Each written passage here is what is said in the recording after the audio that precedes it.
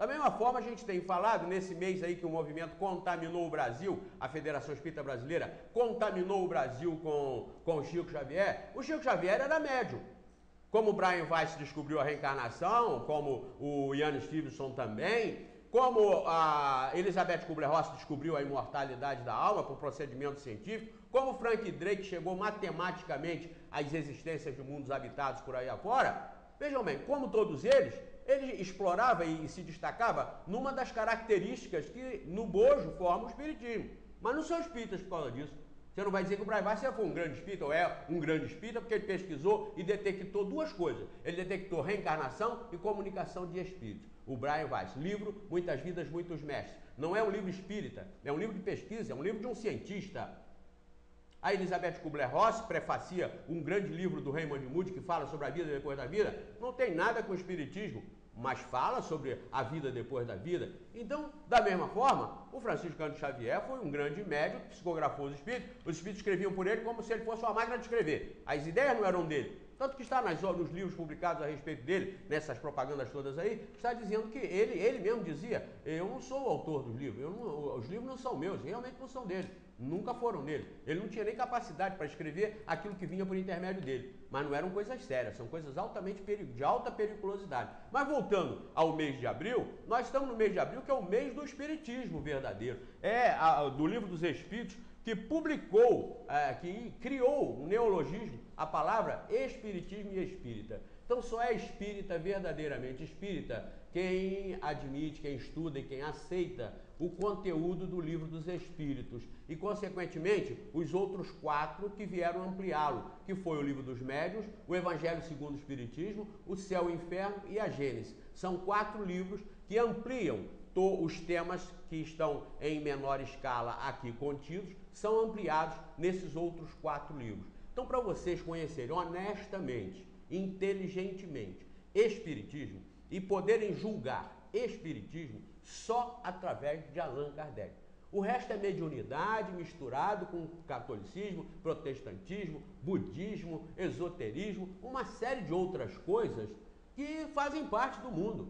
Assim como a Igreja Católica era única, logo após a morte de Jesus, a Igreja Católica assumiu o comando do cristianismo, depois surgiu o protestantismo, que desviou. Do protestantismo surgiram milhares de denominações, que fazem, como disse a Valéria, e eu quero aqui enfatizar o detalhe, das pequenas igrejas e grandes negócios, que ela falou, e que nós recebemos um e-mail dizendo, vocês chamaram 70 milhões de evangélicos, de ladrões. Fomos nós que dissemos isso. O autor do e-mail que disse. Nós não dissemos, nós dissemos negócio. Negócio não é crime. Negócio nem sempre é crime, de acordo com a colocação que se lhe dê, que lhe seja atribuído. Mas nós não dissemos, a Valéria não disse isso e nós não diríamos isso. Mas que são negócios, isso é inquestionável. É só definir o que seja negócio. Uma prática, uma intenção e uma ação coordenada na obtenção de resultados. Resultados que podem ser financeiros, podem ser econômicos, financeiros, ou podem ser de prestígio, de domínio, de predominância. Então disse que a Valéria chamou 70 milhões de evangélicos de ladrões. Não foi isso, vocês sabem que não foi. Isso é uma interpretação maligna feita. E além disso, só para esclarecer, os evangélicos não estão com essa bola toda que dos 70 milhões, não tem 30 milhões.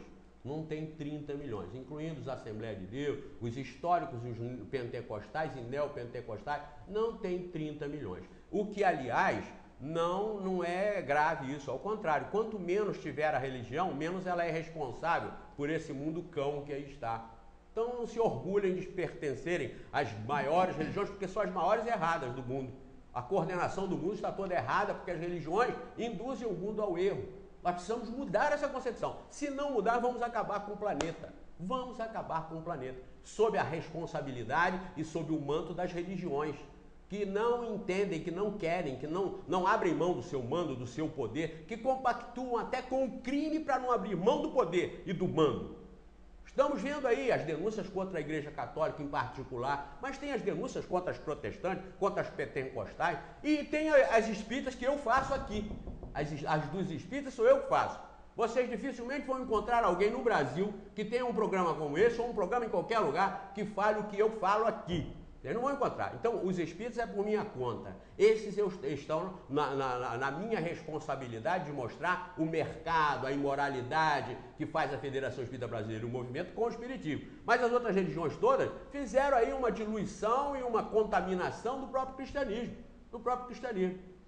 Existem hoje, ainda na linha do e-mail que a Valéria, que mandaram para o programa sobre os 70 milhões, que não são, no máximo 30 milhões, existem 188.498 igrejas evangélicas no Brasil. É ou não é um grande negócio? Qual a explicação? 188.498 igrejas evangélicas. É como disse o nosso telespectador, de 2 em 2 horas estão fundando uma. E os resultados? Isso é como tomar remédio para gripe, querendo tratar de câncer. Isso é como tomar remédio para baixar a febre, querendo resolver o problema da infecção. Não vai, não está resolvendo. Só é eficaz e eficiente aquilo que cura, aquilo que muda o estado doentio do organismo. O organismo social da humanidade está perfeitamente, totalmente contaminado, doente de um câncer com metástase, generalizado. E os remédios? Estão aliviando em que isso? Não estão aliviando em nada. Remédio com prazo vencido. Ou seja, as religiões precisam abrir mão dos seus impérios, abrir mão dos seus interesses egoísticos, dos seus interesses personalísticos, dos seus interesses grupais, abrir mão disso e fazer um bem à humanidade, se é o que querem. Fazer um bem à humanidade é admitir a reencarnação, é admitir os mundos habitados. O universo não é um restolho que sobrou quando Deus fez a Terra para ser o único motivo de sua maravilha, de sua obra, de seu encantamento. Não, o universo com septilhões e septilhões de mundos, de galáxias e etc., não é um restolho na formação disso aqui, porque o que as religiões pregam, que as teologias predominantes induzem a crer, é que todo o resto não presta para nada. Todo o resto é a sobra que foi gerada na fabricação da Terra por Deus para aqui investir toda a sua sabedoria e todo o seu propósito eterno e o seu propósito infinito. Não é. O que nós temos que conceber, o que as religiões têm que conceber é isso.